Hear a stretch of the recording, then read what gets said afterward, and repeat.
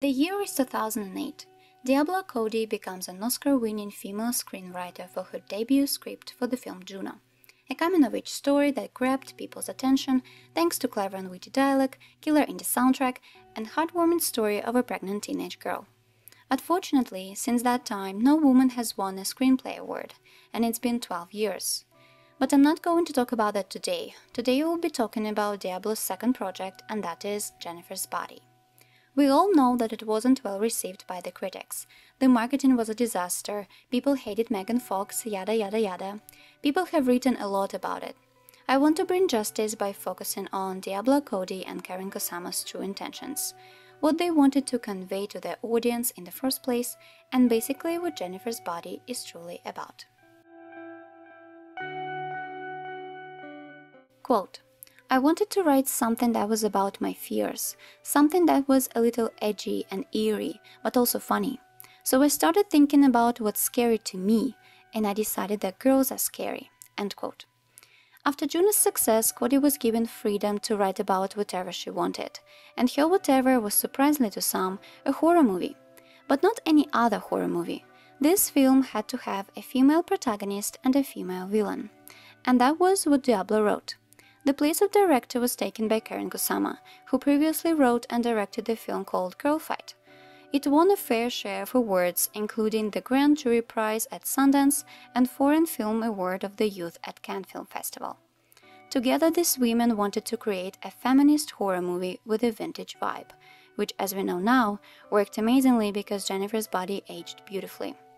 In terms of the look of the film, Cody and Kusama were inspired by Karyn, which influence we can see in the prom scene. The idea that women can be anti-heroes and be flawed and complicated was fascinating. It was something refreshing.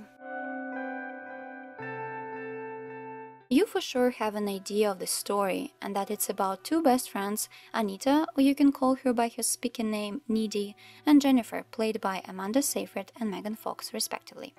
They both experience a tragic night when the local bar they decide to go to burns down, killing several people.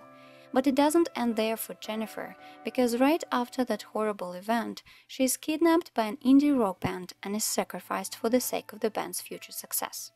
But the ritual doesn't work and Jennifer comes back to life and starts eating boys. What is Needy's role in all of that? Needy has to stop her. So this film can be viewed as another teen horror. But Jennifer's Body comprises so many more themes than that. On paper, Needy and Jennifer are best friends since Sandbox days. But as soon as we see their interactions, we understand that they've outgrown each other. They don't have much in common anymore, yet there is something that ties them together. And that invisible cord is codependency. Female friendship can be very complicated, especially if we talk about teenage girls. It's a wonderful thing, but it can be intense. You might go through a bunch of emotions from being possessive to being jealous of your friend, because it's hard being a teenage girl in the first place. Being a girl sucks. You already experience too much pressure, and that's exactly what we see with Needy and Jennifer.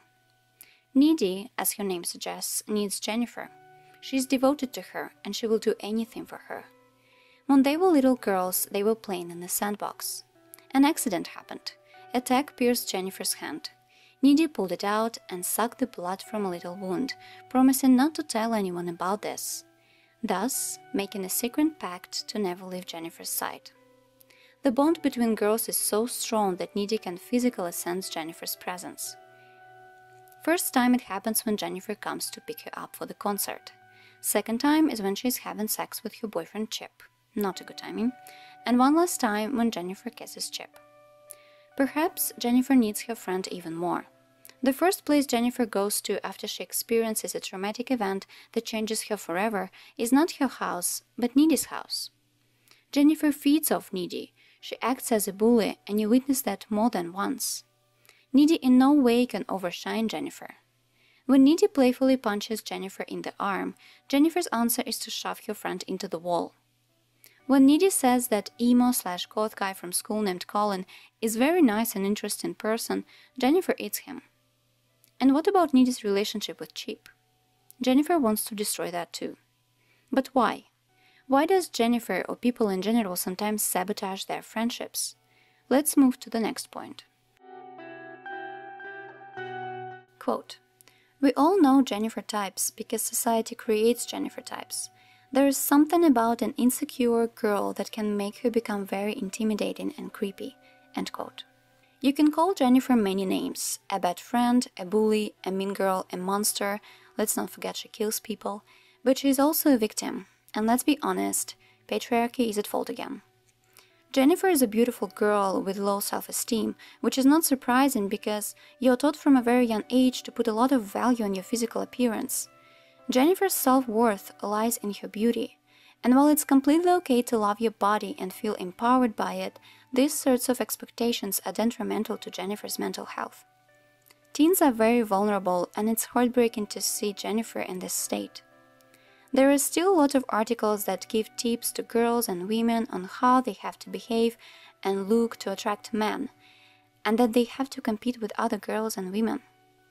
Not only during your teen years are you dealing with your changing body and feelings, but you're also trying to understand your sexuality. Sex in horror movies is usually meaningless. It's changing nowadays, but you can still encounter horror movies where characters are killed after they do the thing, and the sole purpose of the scene is just to please horny teens. Jennifer's body deals with sexuality right. Despite being a nerdy girl, Needy has her first time. And it's super awkward and sweet at the same time, and that's how it is in real life. But the most captivating thing in this movie is sexual tension between Needy and Jennifer. They're not only bound together by codependence, but also by affection. When the movie first came out, people harshly criticized the kiss between two female protagonists, reading it as exploitative, something that was for the male gaze. That was one of the most misunderstood moments in the film. People failed to see the context and the reason behind it. Right at the beginning of the film, girl's classmate calls Needy lesbian gay, foreshadowing what direction the story can take. At the concert, Jennifer holds Needy's hand, and the whole scene is in slow motion, with Needy looking at Jennifer with hard eyes. She quickly changes her demeanor though, and lets go of her hand, maybe realizing that she's slowly losing her friend, or maybe that she can't be with her. One more thing happens later when Jennifer visits Needy's house after she comes alive in the forest.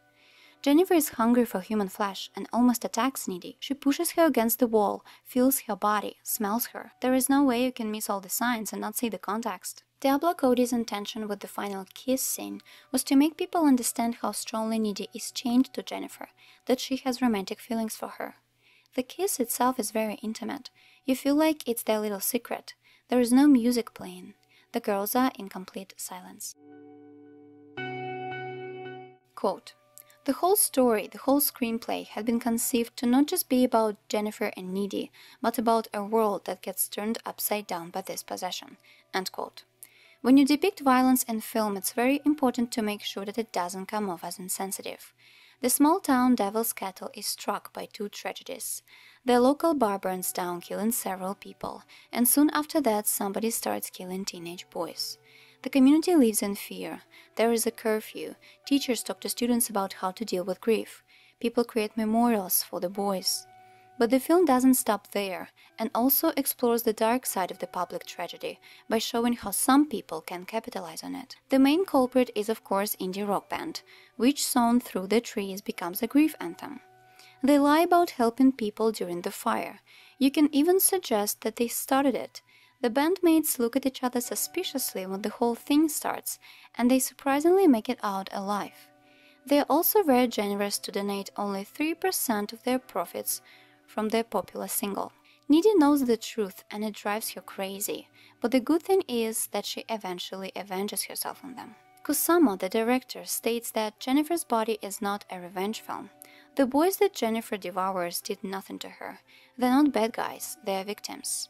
Quote, "They're not meant to be oppressive jerks. Actually, the oppressive jerk is the guy who benefits the most, the guy who performs the ritual itself, and eventually he does get his comeuppance." End quote. Jennifer's Body actually has two versions: theatrical version, rated R, and unrated extended version, basically director's cut. The difference is only 5 minutes, not a big deal it seems, but some crucial scenes were still cut. The original Kusama's cut focuses more on the fact that the boys that are killed are real people. They have parents and friends. Their deaths mean something for the community. There is a mother who is screaming in pain after she finds out that her son is dead. There is the funeral for Karyn with speeches from friends and family. Kusama wanted to include more scenes like that. For example, after the police officer finds Chip's body, he delivers the news to Chip's mother, and after hearing about what happened to her son, she collapses on the floor. Unfortunately, the studio said that the movie can't be too sad. Quote, "It can be funny and it can be scary, but it can't also be sad." End quote. Jennifer's body rose from the dead a couple of years ago, when the Metoo and Time's Up movements started to gain momentum. Nowadays, the film is perceived in a new light. People call it a revenge fantasy, indicating how smartly the film comments on such themes as abuse, exploitation, and empowerment. Jennifer's tragedy is viewed as sexual assault, and the film explores the repercussions of this trauma. You can argue that men represent patriarchy and society, and by eating them, Jennifer regains her power. Before attacking the boys, she wants them to be scared. When she attacks Karyn, she says, "I need you frightened. I need you hopeless." When she brings Chip to an abandoned swimming pool, you can see the writing that again says hopeless. So Jennifer wants boys to feel the same way she did, afraid, powerless, and hopeless. Moreover, Jennifer's attackers are praised and not held accountable, as it usually happens. A lot of victims continue seeing their abusers at school and at work. The indie band even becomes more popular, so it seems that if you want justice, you need to take matters in your own hands. Jennifer's body helped people come to terms with their self-esteem, sexuality, old friendships, and traumas. It's a tragic story about everything that has to do with being a teenage girl, and Kusama summarizes it perfectly. Quote, "I hope the audience out there can see that it's a little bit more complicated than a straight comedy, a straight horror film, a straight high school movie, and see it for what it is, which is a fresh take on all of those things." End quote. Sandbox love never dies.